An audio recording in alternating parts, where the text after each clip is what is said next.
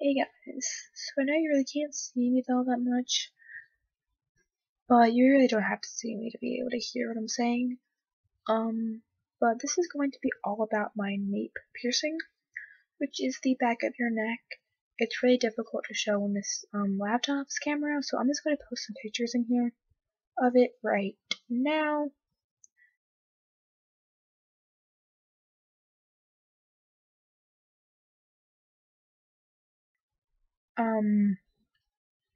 So yeah, that's my nape piercing. I was pierced with a 45-degree angle surface bar. It is not even, and she told me that it was not even. So the piercing is straight itself, but it does look a little crooked just because of the way the bar is bent. I was supposed to go back after 3 months to get it pierced. No, 6 weeks. Supposed to go back after 6 weeks to get it switched to a PTFE bar. I was very reluctant on doing that just because I'm lazy. And I never did, and actually I was going to, but then I realized that my piercer quit her job. To be a manager, she got a better job offering somewhere. She no longer pierces. So now I would have to get pierced. I have to go purchase a PTFE bar myself. And I'm actually kind of reluctant to do PTFE. I was talking to my current piercer, who I do prefer over every other piercer. Now,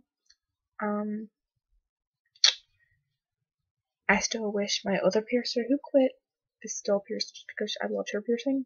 But, yeah, he told me he'd give me the PTFE. He thought it was okay, but I'm still kind of reluctant on getting it. But I did get it done about, actually, almost exactly 4 months ago. It is my piercer who did it. She even told me she was a thick piercer. So it is a lot of skin going in there. But I actually went in there to get my wrist pierced. It didn't really work, and she told me all the stuff about migrating inward and stuff. So I was like, oh. So I ended up getting my nape pierced. And I love it so much. It was the easiest piercing I've ever got in my entire life. And that seems strange to say about a surface piercing. For the pain, it was definitely a 2. It did not hurt much at all. It's a different type of pain when compared to a regular piercing. If you've had a surface piercing, you kind of understand what I'm saying. It's a longer process, but it hurt a lot less. It was more of a tingle than a sharp pain.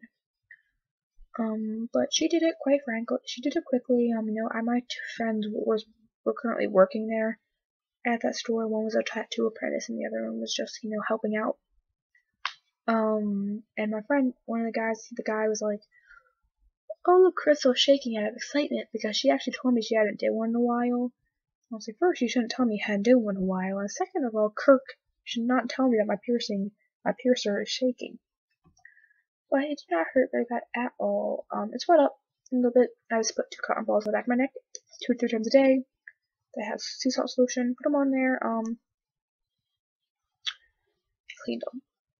And then I was using antibacterial soap, and this is where I get my different kind of views when using antibacterial soap and piercings. I was using it, and one side of my piercing was very, very red.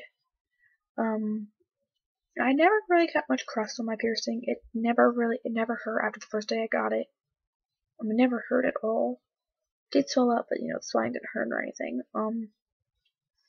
But the left side of it was really red. It didn't hurt, but it was red. So naturally, I thought, oh, maybe it's getting a little infected, so I was cleaning it really well with the soap. And sea salt, soap in the shower, sea salt every day with 2 or 3 times a day, the classic stuff you do. And I happened to be in the mall where that one of the piercing parlors is the one I go to now, but I only go on certain days because the only piercer I like there is only there a few times a week.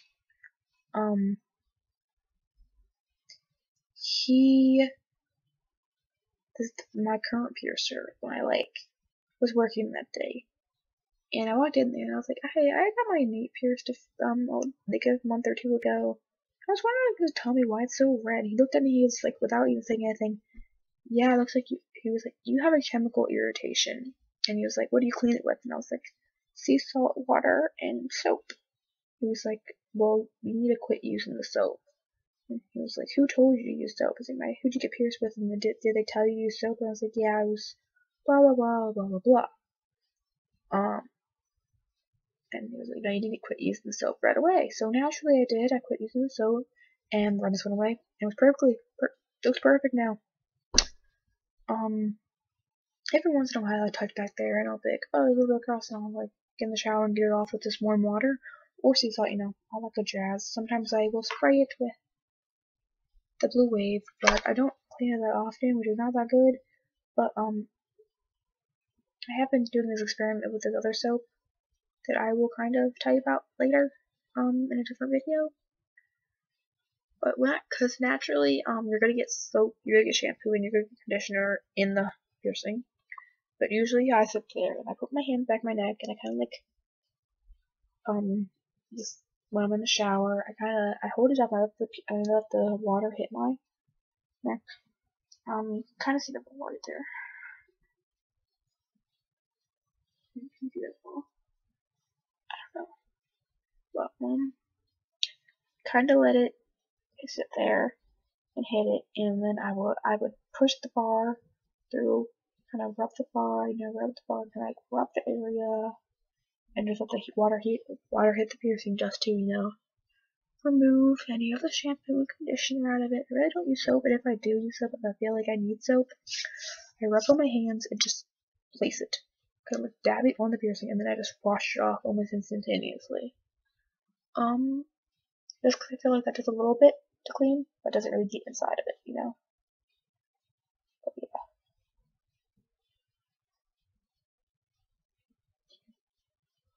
But yeah, it was one of my easiest piercings, and it's absolutely amazing. I love it.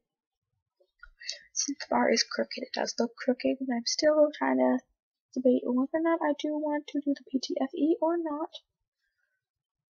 But eventually I will at least get a different bar. So yeah. Also, it is a 45-degree angle bar, and one of my, the guy who did my triple belly button piercing, he obviously knew what he was talking about, but, every piercer is going to give you a different answer, but he told me that, he never saw a purpose in using a 45-degree angle bar because it turned the holes into slits, kinda, because instead of sitting like this, like normal, surface bars with a 90-degree angle that makes them directly holes, it's like this. So it goes out of the holes at an angle, which can usually end up turning the hole instead of a straight hole into a little bit more of a split. But I haven't had that problem. But push comes to shove, I'm going to either get a 90-degree angle bar, this custom fit, fit in my neck, or a fake PTFE bar. And my current piercer, my current favorite piercer, Clinton, he told me that I probably should just use PTFE, but I'm still debating that. But that's pretty much just all about my Nape piercing. I love it. Suggest everyone getting it. It does reject eventually. I haven't had no problems with it. I've had it for 4 months, and I hope that it will stay as long as possible.